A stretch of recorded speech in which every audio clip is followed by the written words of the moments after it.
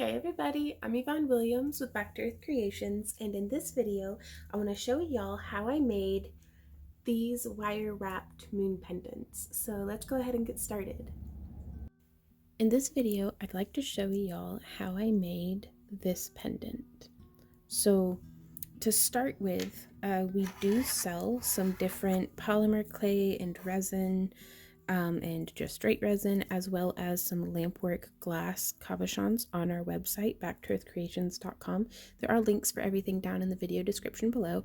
And while I do love seeing y'all use our artwork and your artwork, it's a ton of fun to make these and I highly encourage it. So if you'd like to make your own, I highly recommend, again, more links are going to be down in the video description, but you can get these reusable silicone molds on Amazon and Etsy.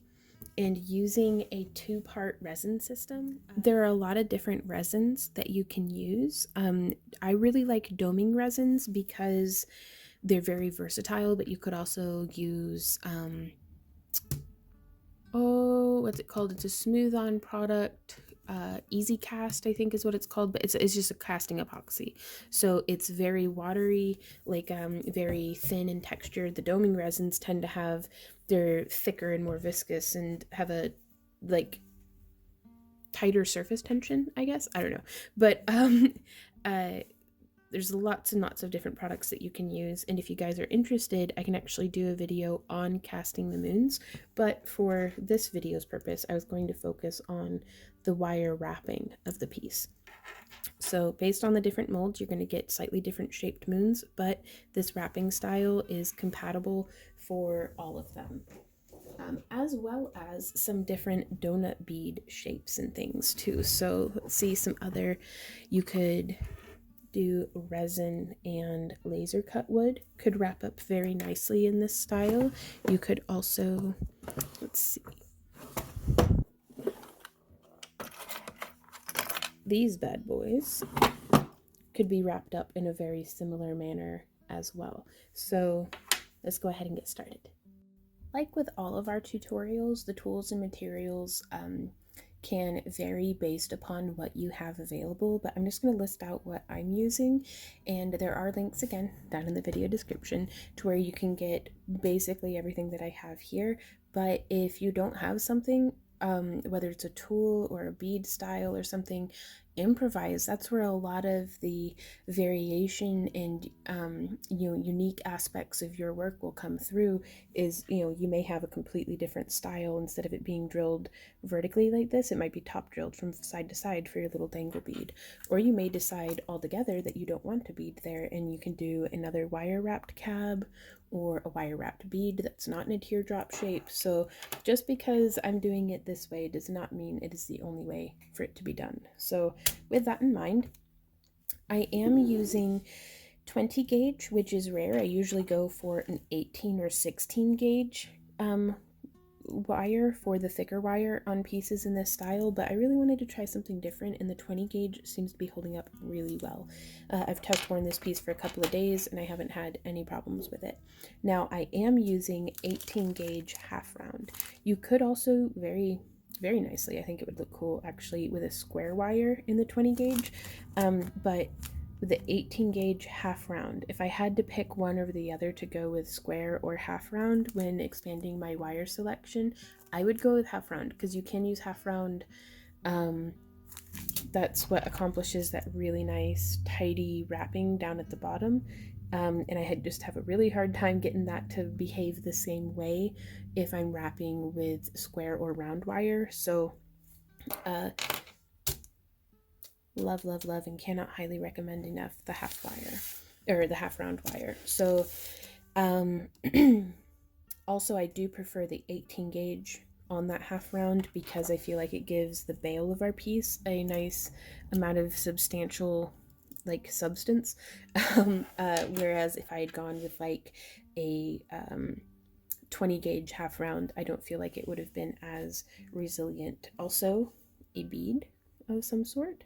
I really like these faceted teardrops that I got on clearance. I don't think it was a clearance. I think it was just like a really good sale at Michael's, but also I found a very similar product for a very competitive price on Amazon. and then either a head pin or a ball pin. I'm going to be using these extra long ball pins because I think they're kind of fancy and I love the way that they look. But you could just as easily use any variety of head pins.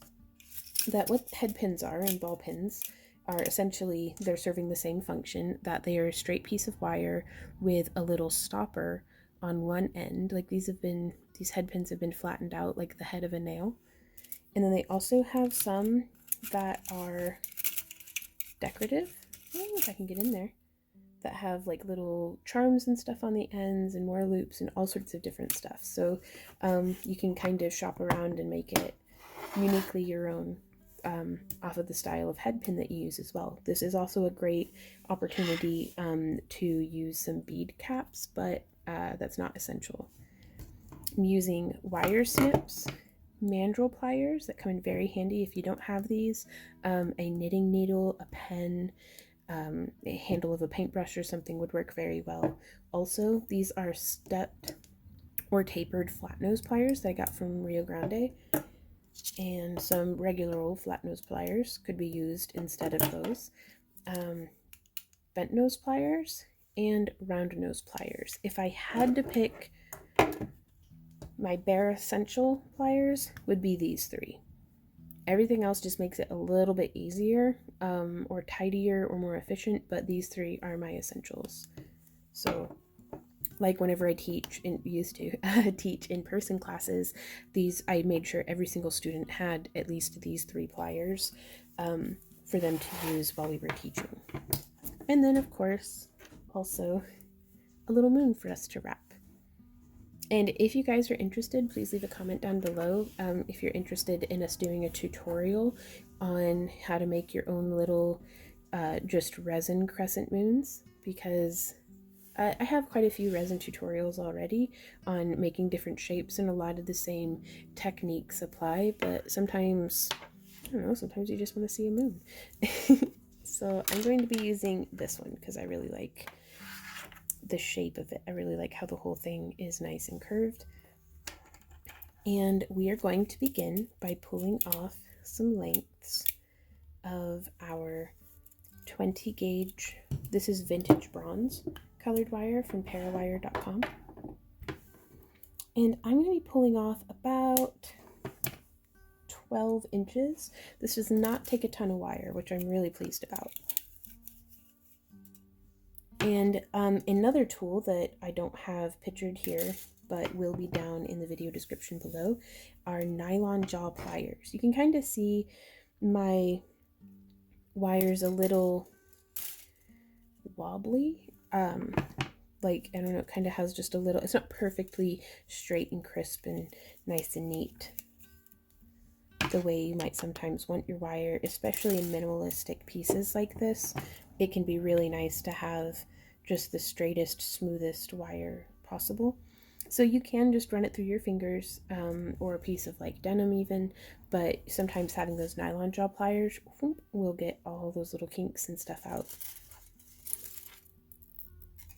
So now keep in mind though that will serve the purpose also of work hardening. So where we're doing a little bit more wrapping and stuff, you may not necessarily want your wire to be very stiff, though up here where we do that little crissy-crossy and stuff, it's really nice to have it be a little bit stiffer. So now we're going to pull off about, and this is, I'm using 18 gauge in the half round titanium tone from Parawire. And I'm going to pull off about 7 or 8 inches of the half round. And now you can kind of see on one side the light flashes a certain way, and on the other side it flashes this way, and that is the flat side. So you can kind of see how that behaves. If you can't tell with the feel of your fingers, sometimes seeing the way that the light behaves on it can help me to tell. And then also you can look at it from the side and see how it's got a flat side and a round side. So we're going to begin roundabout in the center of our wire, wrapping with the flat side up against our wires. And I'm just going to get a first bend going.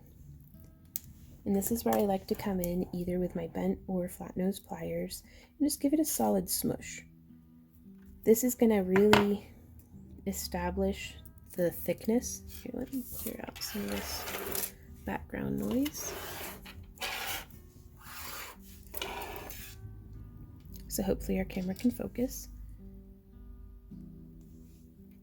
But you can see here, it really helps get that bend to be nice and flush. And I want our wires to sit very close to each other, because the tighter we do our wrapping on this, so the more tidy it's going to be. So pulling on this just a little bit, I'm going to bend it over around our 4 core wires, and I'm going to smush it again. Now from here, you can take it. Sometimes if it's helpful to you to hold your wire by the pliers, do that. And give it a smush, and then give it a side-to-side smush as well. And so this can take a little bit of practice, a lot of practice sometimes, to kind of get the hang of for nice, tidy, even wrapping. And something that can be helpful might be to use like an 18 gauge for your core wires. I just wanted to show you guys exactly how I made this piece. So that's what we're doing. But like I said earlier, please, please, please feel free to make as many modifications as you're inspired to get this piece to be yours.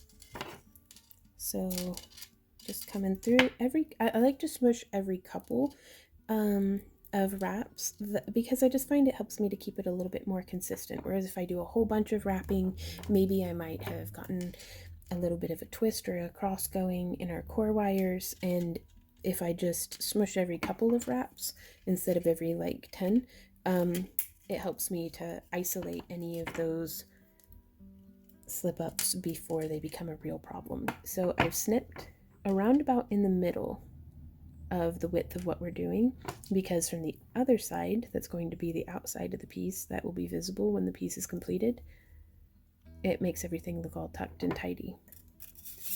So now I'm just going to change, kind of flip my work and start working in the other direction. So there's 2 wraps, give a smush. Because I'm pulling against my work, and so you can see it's kind of pinching up those side pieces. So again, if I come through and smush it, it flattens everything back out very nicely. You could tape your pieces together. I've never been very good at that, but I've seen it work very well for other folks. So if it works for you, again, do it. So just wrapping a few more times. I am doing this in real time without skipping anything or time-lapsing or anything like that, because I do want this to be, well, I don't feel like this is a particularly beginner-friendly piece, in that I don't know if I would have been very successful at this if I had tackled this as my first piece, but some of y'all are just naturals at this. So if you feel inspired to do this piece, even if it is your first time, go for it. But I do feel like this is a piece that would be best tackled with a little bit more wrapping under your belt. Smush. And I completely lost my train of thought of what I was going to say, so we're just going to keep on going. But I was very excited by this piece because I've been so inspired by so many artists here on YouTube and Instagram and stuff of all their beautiful crescent moon work. Abbey Road collection, OZD Artisan, Rebel Wolf, like a Lichen Quirky. Sorry, I get the 2 names mixed up. And SC Melian art. I don't know, I'm really bad at pronouncing names too, apparently. But just there's so much inspiration on Instagram and stuff that I don't feel like what I'm doing is as original as I would like it to be, but it's we all stand on the shoulders of the giants who came before us. So I just want to shout out to everybody who's ever made a wire wrapped moon before, because y'all inspire me so much. And I wanted to share this design with y'all because I felt like it was something that tackled a lot of the problems that I had had in the past with not knowing what to do with all the loose ends. that was really challenging for me, because on a piece like this, we're using 4 core wires, but we have 8 loose ends whenever it's all said and done. And I did this way off center. So let's see if I can pull this down a little bit, maybe. Like I needed to have been a little bit more. Y'all will do better than I do, I think. So I'm going to grab this. I'm going to tug on it just a little. I'm going to grab the next one, and I'm going to tug on it just a little. Tug on it, grab the last one, and oh, come on. Woo! Too far. So maybe, and I try to not do that too much, but sometimes you gotta do what you gotta do. There we go. That's much more where I need it to be. Now I'm going to go back through and give everything a smush again. And now from here, let's see. It is very helpful to have a little bit of a mandrel or something, like a pill bottle or a bead container, or an actual proper real life mandrel, just whatever you've got on hand. I think it can be a really good thing to use that to shape the base of what you're doing. My mandrel for that was just a little smaller than what it needed to be, though I do prefer to bend smaller than what I'd need and then stretch back out just a hair. There we are. Than to excuse me, than to use too large of a mandrel and then have to like squish back in, if that makes sense. So now we have, oh, and I only did about 1 inch on the wraps. So just for science's sake, 3, 4, 5, 6, 7, 8, 9, 10, 11, 12, 13, 14, 15, 16, 17, 18, 19, 20, 21 rotations with our half round wire, and that did use up the whole 6 or 7 inches, or 7 or 8 inches, I forget. Oh no. That used up the whole length of what I had cut, which I really love that. I love having no waste. And now I'm coming through and angling this just a little bit. I don't want it to where it's perfectly flat edged. That might be better for a moon that has a flat edge, like that. And also, you don't have to do this with the moon angled in the same way as what I'm doing here. You can have, I think it would actually be really cute to have it with the moon angled kind of off to the side. And I think I'm actually going to do another tutorial on that. Or at least, if not another tutorial, I'll get some pictures, because I think that would be really, really stinking cute. But I want it angled just a little bit so that it is framing along the edge and hugging along the edge of our moon. So now I've angled it.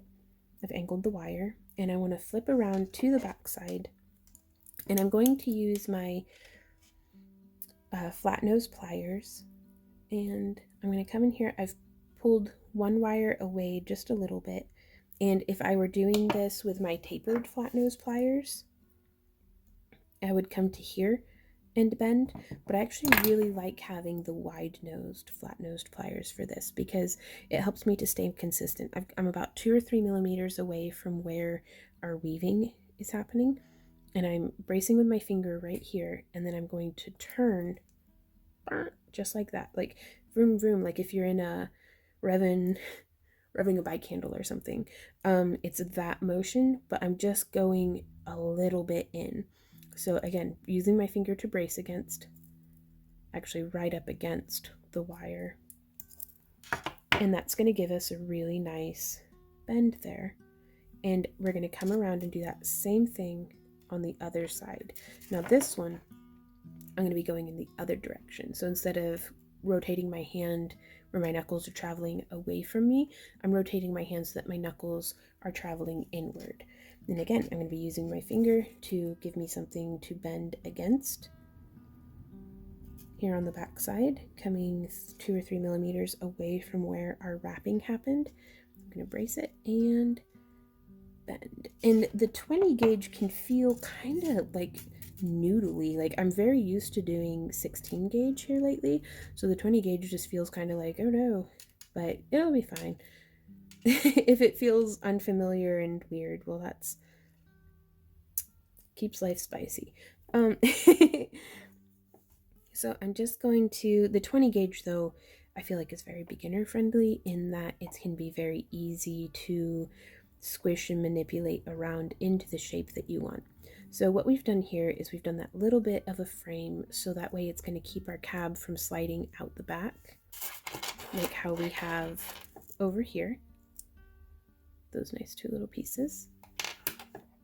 And so now you can be as careful and symmetrical with this as you like, or I'm a bit of a messy organic person, so it is what it is.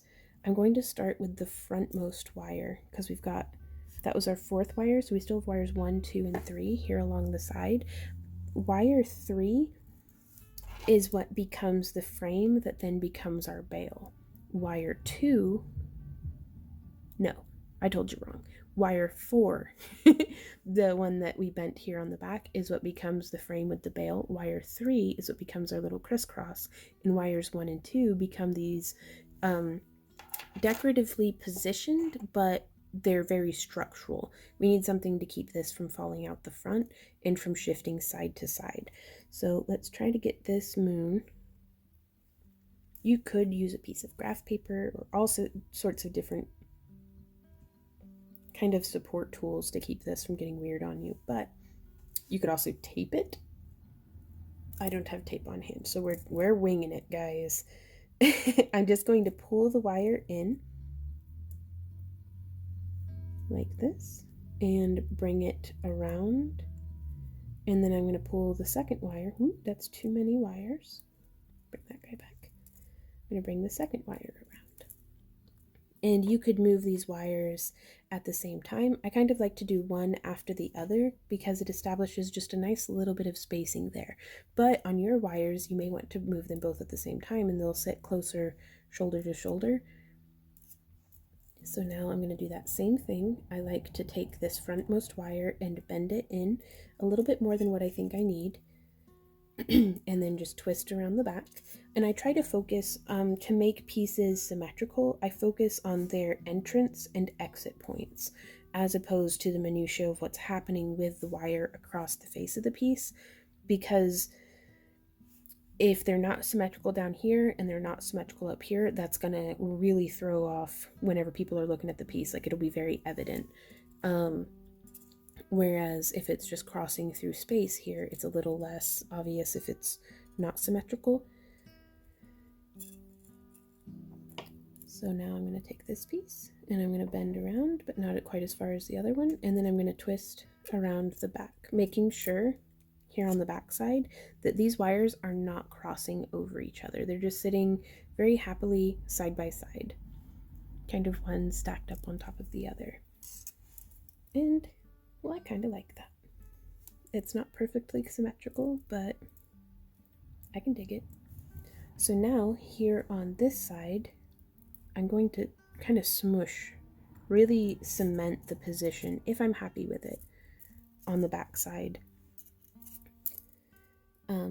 of those wires. So now from here, I want these wires to come up and be friends up here at the top. Excuse me. And I'm just going to take both of these wires, making sure that they're not crossing, and I'm going to twist them around. And I'd like to catch the tip of the moon as well as these two wires. So I'm just bringing that around.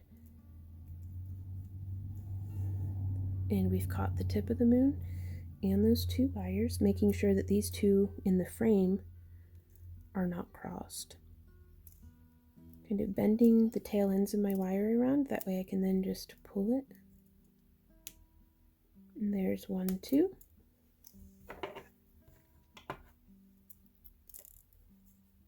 Wires wrapped around the frame. I'm going to kind of give that just a touch of a smush. And whoops, didn't mean to hit the tripod. I'm actually going to trim off. Now, if you want some different spirals and stuff, you can leave it a little bit longer. So I'll go ahead and leave about 1.5 inches of wire. It just makes it a little easier for me to maneuver everything. Because we could finish this up with a little like curly Q or something. Just going to come in, smush those together, and I'm going to leave those guys like that, I think, until we've done the other side. Because I can always trim these off later, but if something happens and I need to tweak things to make them more symmetrical, it'd be really nice to have some options. So now, visiting from the back, again, I'm looking at where does that curve happen in relation to the other side, or relation into these lines going across. Because typically, you know, most folks don't worry so much about what the back side of their piece looks like, but on a translucent piece like this where the light can come through it, if we can make it look very tidy and on purpose, that would make me happy. And again, looking at where does the wire come from the back side on this one, and where does it cross on the tip. So if we focus on that, it should, if I hold my mouth just right and have my fingers crossed, be quite symmetrical, maybe. Okay, now we're coming around town.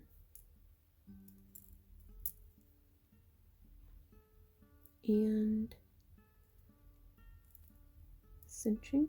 Now again, wow, that came out a lot better than I thought it would. Still not perfectly symmetrical, but I will take it, y'all. Practice, y'all. Practice, practice, practice will get you where you're going on this more than anything. So be patient with the piece, be patient with yourself, and just keep at it. So just angling these guys up just a hair. And getting all these wires through.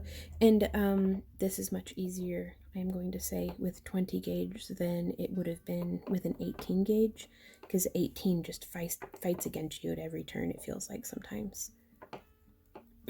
Okay, so I'm going to come in here with my flat nose pliers and just smush all those little, what I'm doing here is I'm just getting my pliers in so that they're catching the lip of those wires, and then just squeezing down a little bit. That way it condenses and removes any extra empty space between the coils. Okay, and now I am going to get in here with, I really highly recommend these Kata Tools flush cutters.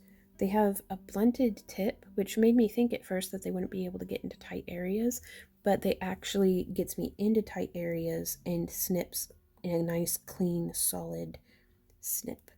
So I'm just getting in here as close as I can to everything without snipping those frame wires, and just snipping off our little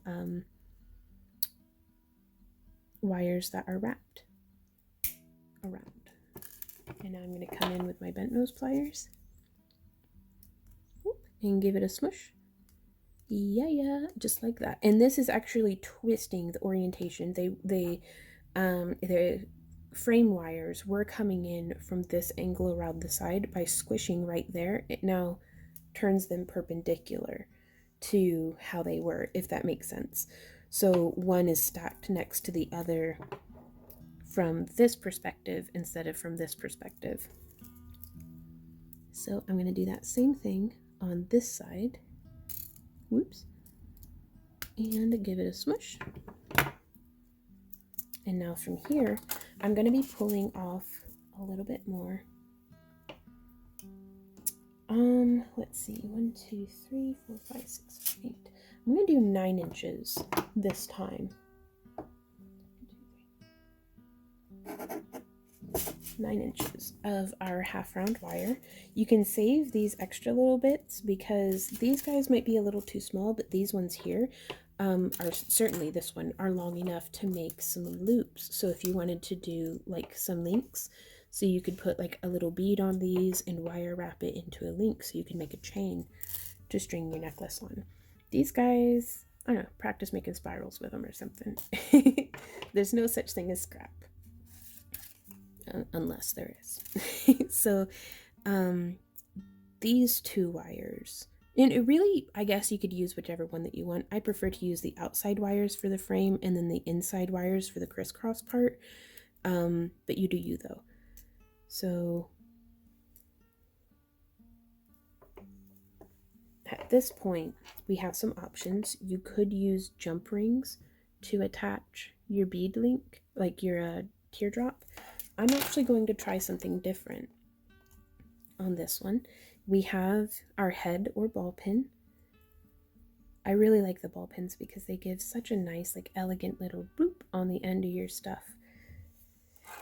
And I'm going to come out about, also the shape of this bead I feel like really lends itself to, it could really use like a bead cap or a little like 3mm bead. Looks so cute, but I don't know if it could accommodate the extra length of what we're doing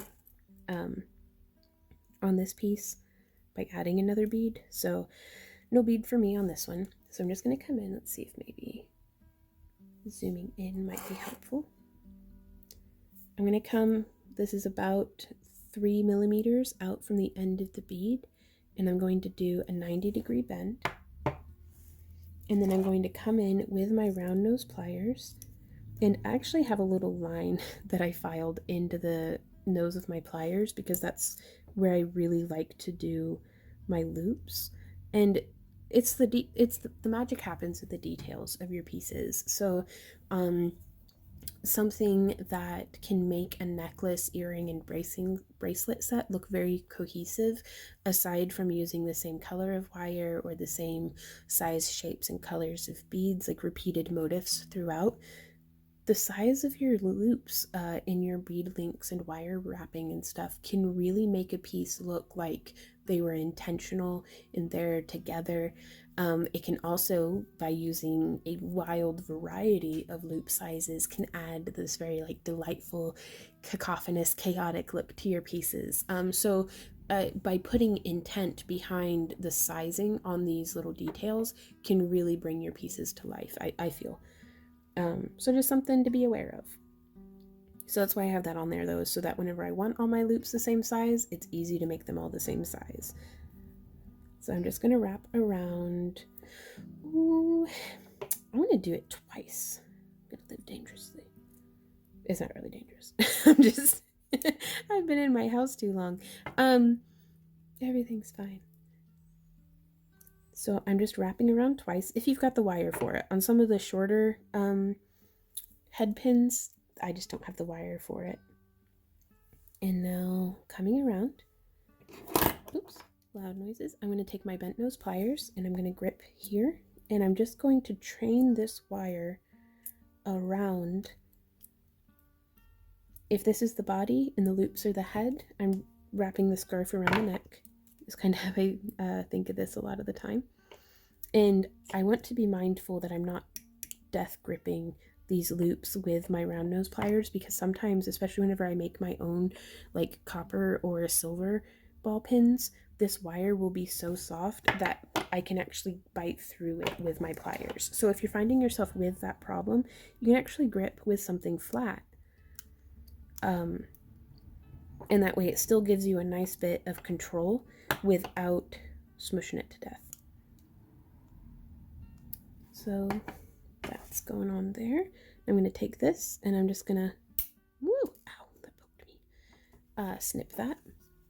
Give it a smush. You want to tuck in all those loose little ends. Make sure everything's all nice and centered up. So now we have our little wrapped teardrop. So sparkly and pretty. And from here, we're going to bring both of these ends together of our crisscross wires. Oh, I did that wrong, didn't I? Oh no. How do I do this? No, that was right, wasn't it? Maybe? Harumph, I say. Because I want this to hang so that both of the wires, so it's kind of sitting at that cross point. So I've brought it down one, I don't know. Let's fiddle with this and see if we can get it to work.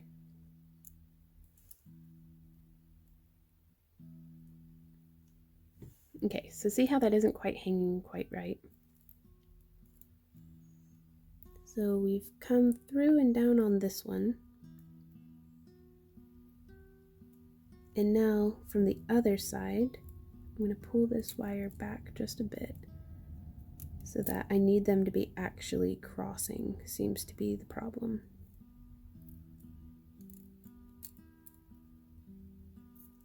Whoops! Some folks are also very good at just making their wrapped loop on the point where they wanted the cross to be. Oh, this is all kinds of boogered up, isn't it? Yep, it is. That's fine. We've got this. Maybe. So now the cross is happening correctly, but it looks like a nightmare. That's fine. Okay, and we get it to come down, and it's awesome. Oh, thank goodness. So, okay. I don't know how I did that, but I just brought the wire in and then brought it through the other side. Boom. Like a pro. Nobody saw me mess up at all. And it's perfectly okay. I want you guys to know to struggle and mess up and be like, oh, this is going sideways quick. So, but with that being done, now it will still wiggle around nicely, but I just don't think on the shape of this one, it's coming out a little shorter than on this piece. I don't think I could have accommodated the extra length of the rings. So I just wanted to show you guys we have options and that is all right. So now from here, I'm just going to kind of bend these wires out of the way because I don't want to cut myself short yet. Now we have our, what was this, 9 inches of wire that we can use to make our bail. And we are going to do this by coming in on these wires up here that are crossed. I'm going to grip a little below the center point of crossing and just bring the wire vertical. And I'm going to try to line this up and bring that wire vertical. And before you start wrapping, you can check for if it's actually in the center. Seems pretty good. And now from here, I'm going to grip like that and just start wrapping. I'm going to do, there's 1, 2, and you'll notice I'm not all the way down at the bottom. I'm just trying to get a couple of wraps going. 3, 4. Then I'm going to wrap 1.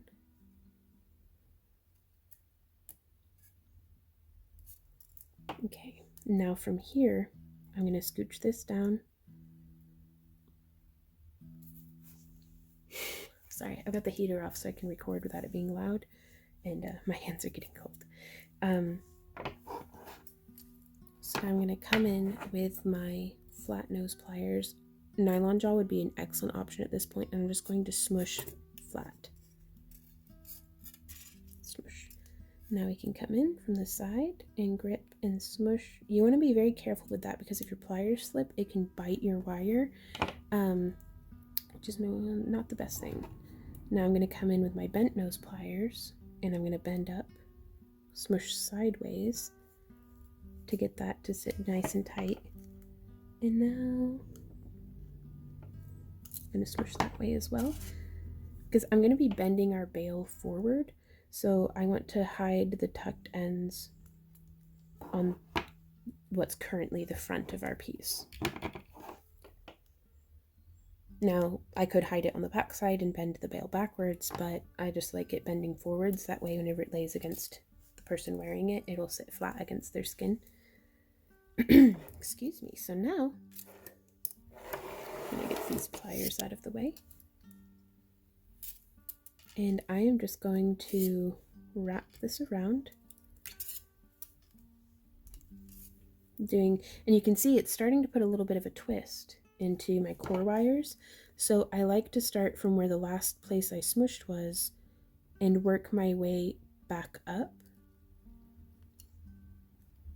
And you can even squeeze from the sideways angle a little bit. Smush that down that way. Now also something that can be helpful would be use like a ring clamp or something from the side to keep everything kind of straight, but I find that usually puts me in a position where I've got too much stuff in the way and not enough hands to make it manageable.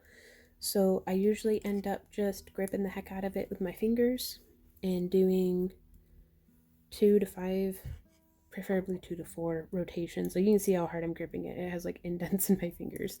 And then you can squish.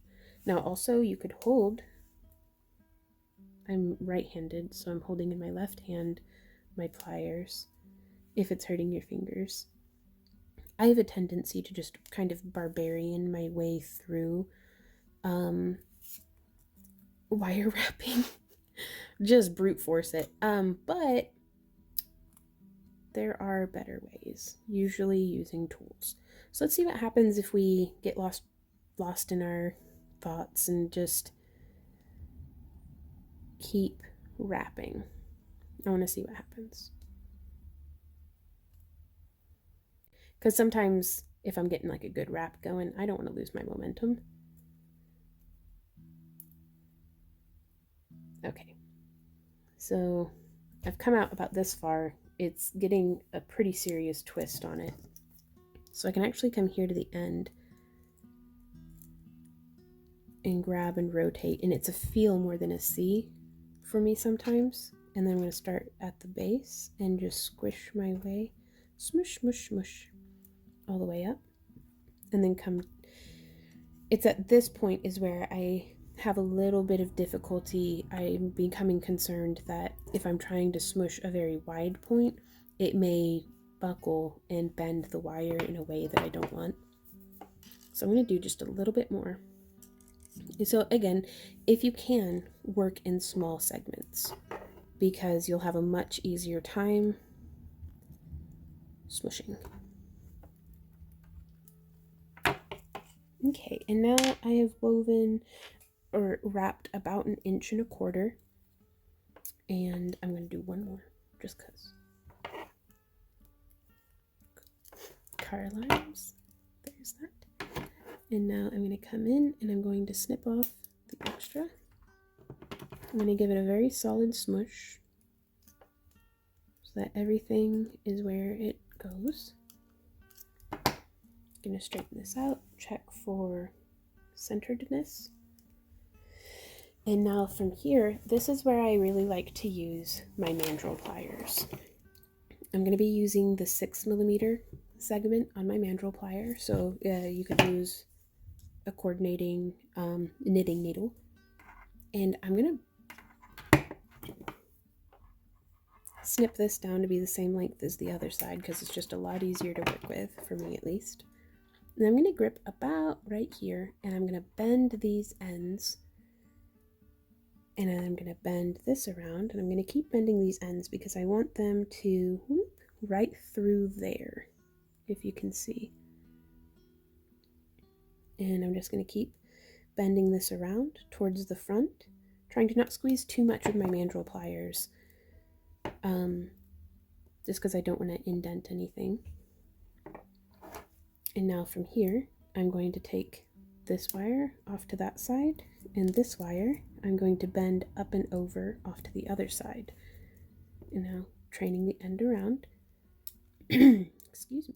I'm going to bring this around, bending, and I'm kind of pulling quite a bit because I want to cinch that down. But you can see the more you pull, the more it can kind of distort things. So be very, very mindful of that. Now I'm going to take this, and I'm going to bend around. Bending, bending, bending, and kind of doing that cinch pull. I don't want to do that too much because I don't want to break my wire and I don't want to distort things, but it does kind of give me a little bit of at least the illusion of being able to cinch things down comfortably. And so now from here, I'm going to snip our wire until it's just 1/4 inch long. And I kind of always recommend to folks to watch a full tutorial beforehand.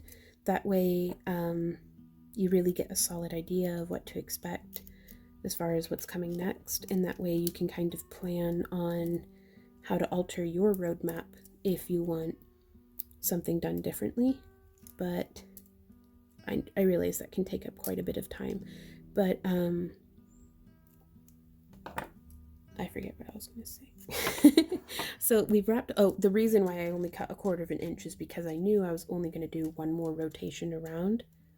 And then you can do like a little snippy snip. Oh, that flew across the room. And then I'm going to smush. The reason I bend my bail towards the front is because I want that little bare end not to be poking the body, but to be facing the body. That way from the front, it gives us a really nice, tidy looking little spot. And I feel like I probably could have gone shorter on this side, but meh. It is what it is. It'll be fine. So I really like using my bent nose pliers because I feel like I can get into tight places without blocking my view of what's happening, so I can still see what's going on. And then I'm going to get in here, ping some wire across the room, and give it a smush. Checking for little pokey bits. If there's anything pokey, I do like to get in there and trim it down just a little tighter, because I wear a lot of knit and woven clothing and I have very sensitive skin, and I don't want this tangling or scratching me. No pokey bits. So now we can look at our crisscross part. I have a hard time seeing a crisscross without thinking of Lisa Barth. She really popularized that through her Timeless Wire Weaving book, which I highly recommend to literally anybody. Like, even if you're not a wire wrapper, it's beautiful. So, like, all the pictures and everything. But it will be linked down in the video description as well. It's a great resource of just a wealth of knowledge in there. So from here, I'm going to take my flat nose pliers, and I want this to be happening as symmetrical as possible. So I'm going to put a little bend in the wire where I want it to cross over our frame wire. And I'm going to do that on both sides, because that bend is going to help us to make sure that the wire ends up where we want it to end up. Like, it's kind of like putting a score line in a piece of cardboard and then trying to bend it. It's much more likely to bend in that compromised point than what it would be in like a different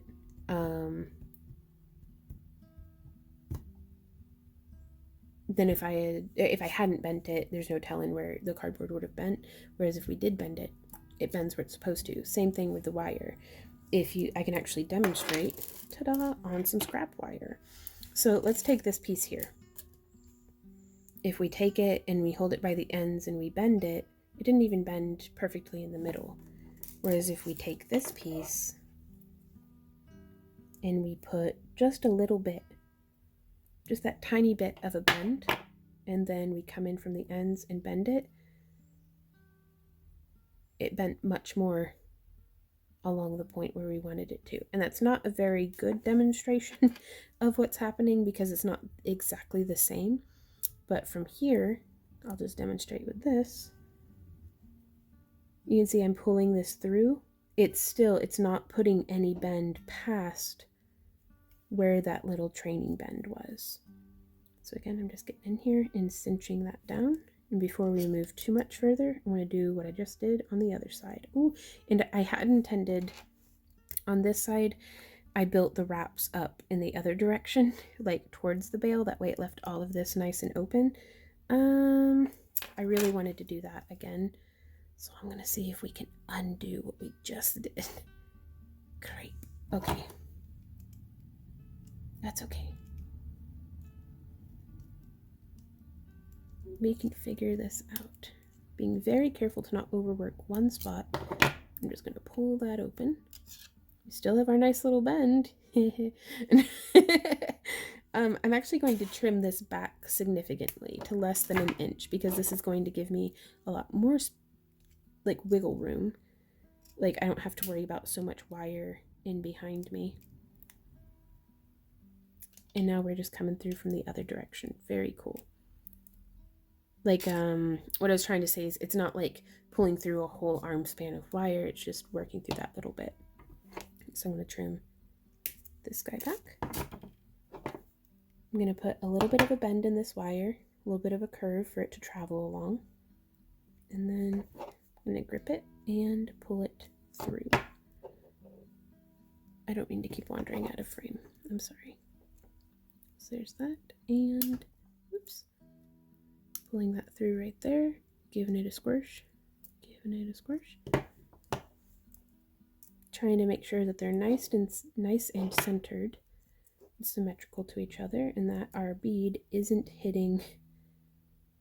coming real close. Oh, it's like a hair away.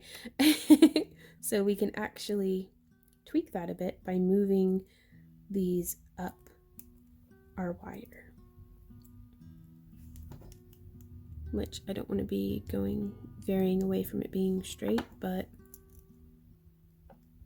so something that we could have done, y'all, is used like an 18 or a 16 gauge for this wire in particular, but it could have made wrapping down here a little bit wonky. So just stuff to be mindful of. Okay, so I'm just coming around.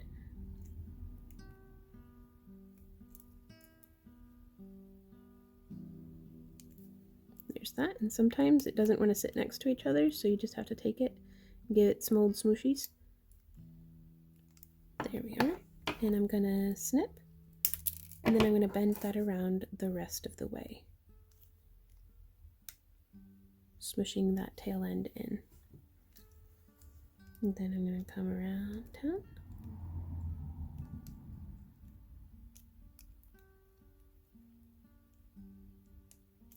Nope, and that one wiggled its way back down. That's okay.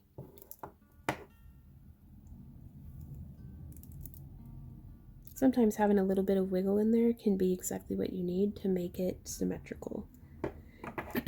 So, like, I wouldn't go all willy-nilly smushing stuff until you know you have stuff positioned where you want it. Okay, so there's that. And y'all, I just had an idea. Let me rummage for a 6mm bead. But I know I've got one on somewhere. Huzzah. Oh, it's an 8mm. I wonder if that will work. It's a little too big. If I were a 6mm bead. Ooh, there's a pretty one.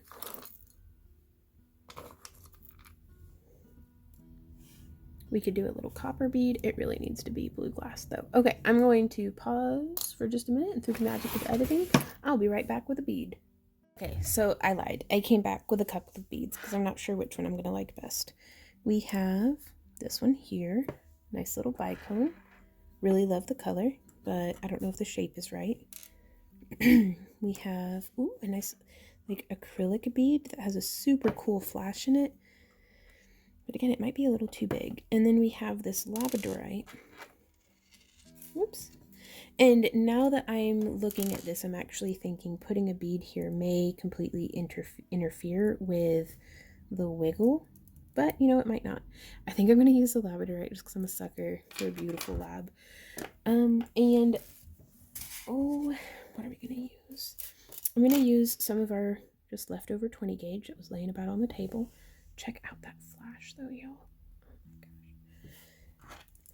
And this is not at all necessary, but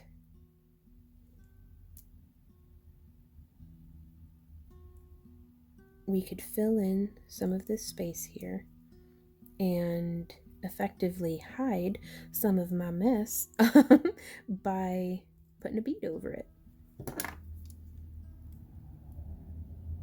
And I'm bringing this out and just kind of pulling that around to the side, and I'm bringing it, again, putting a little bit of that bend in the wire, feeding it through, gripping the end, pulling it out. And yeah, it did exactly what I was afraid of. It pinned that down. So maybe if we like punch it forward a bit. in which case this would have been a perfect opportunity. Well, it's got, okay, we can work with this. If we had used the rings to attach, it would have still hung down and had its nice wobble without us having any issues. So let's see if we can't finagle this. Woohoo! It's got its wiggle back. Okay, so I need to do one more pass through with our wire.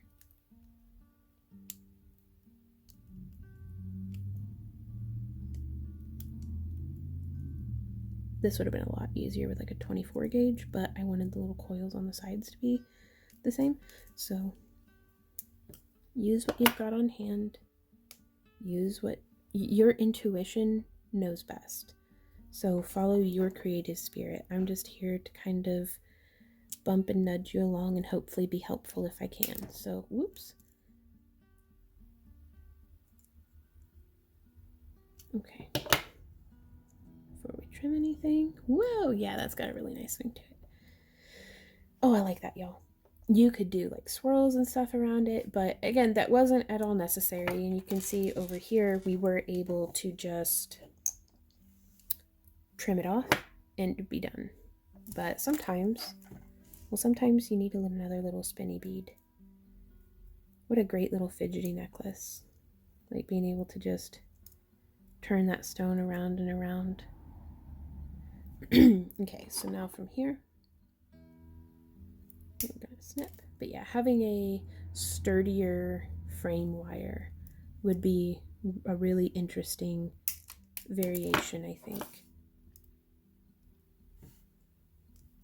Giving it snips and smushes.